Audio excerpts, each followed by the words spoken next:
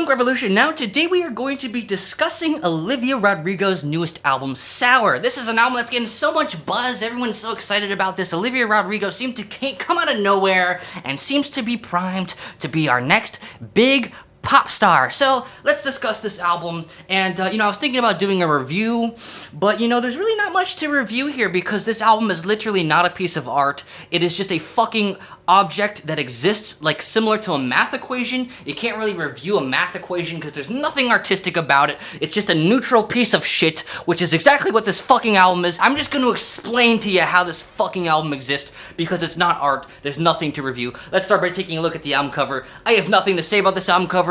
I don't like it at all. I don't want to talk about it because I just hate it, and I don't want to sound like an asshole because it's just a picture of Olivia. She's a victim, by the way. Being a fucking child Disney star who's plucked into the world of pop is both a huge privilege and also it's fucking child abuse, which is exactly what we've got here. Another Disney pop star, just like Miley Cyrus, just like Britney Spears, just like Selena Gomez, and now we've got Olivia Rodrigo. How many fucking pop stars are gonna be fucking selected through the same fucking process? Do you think it's just a coincidence? Do you think it's a fucking coincidence? No, it's a formula that works, and guess what? The industry is gonna keep doing it over and over and over again, and Olivia Rodrigo, congratulations, you are our next contestant. You are going to fucking lose your fucking mind after releasing fucking garbage, mediocre music that the entire fucking world tells you is the fucking best thing in the fucking world, and you're gonna continue to fucking lose your mind and do drugs! So that's step number one, and then what you gotta do is just make the most fucking generic music ever, where you literally just take a freaking dark and dancey synth in your song Good For You, which is ripped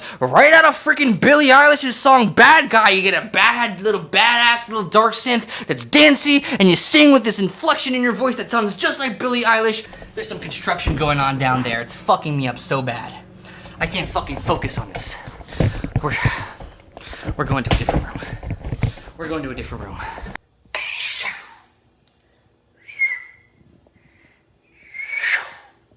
This shall be my weapon of choice as I dissect.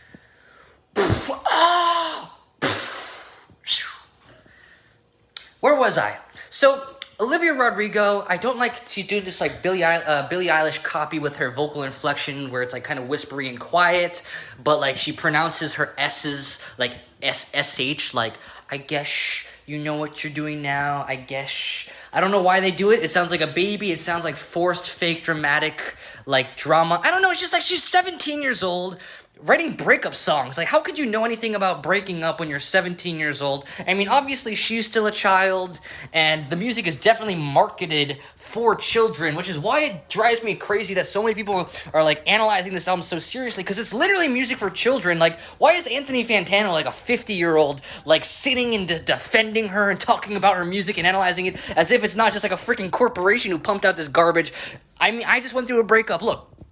This is my ex's stuff. My ex's stuff is still in the apartment. She hasn't even freaking moved out yet. And I just went through a breakup, and I felt literally nothing in regards to the breakup lyrics here. And that's, of course you're not going to. It's just, and she's just copying the Taylor Swift formula, obviously. Like, she's singing, and then the last word of the chorus cuts out, and she just says it or something like that. It's with these vapid lyrics about, just like, it's Disney Channel breakup lyrics. Like, if you have any emotional connection to any of these lyrics, then I'm sorry, you are basically a fucking lab rat. You are like beneath human because you lack any real emotional complexity. You're a fucking idiot. It's music for kids.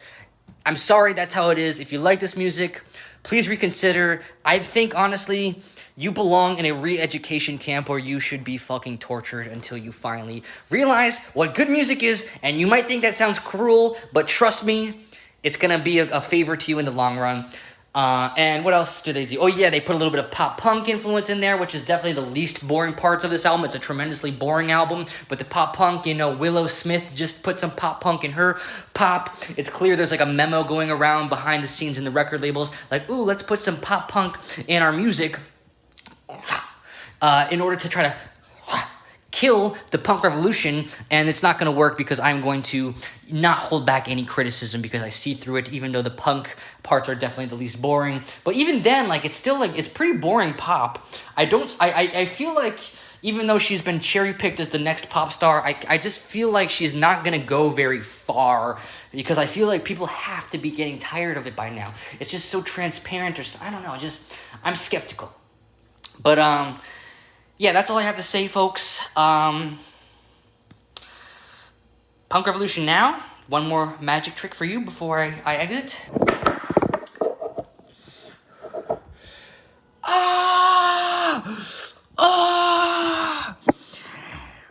What if I just pulled the knife out of my heart? They say when you get stabbed, to wait till you get to the hospital before you pull it out. But I don't care! And that was way more impressive than anything Olivia Rodrigo has ever done in her life. So that's all I have to say. Like, comment, subscribe if you agree, which of course you do because I'm correct on this for sure. Duh. And thanks for watching Punk Revolution Now.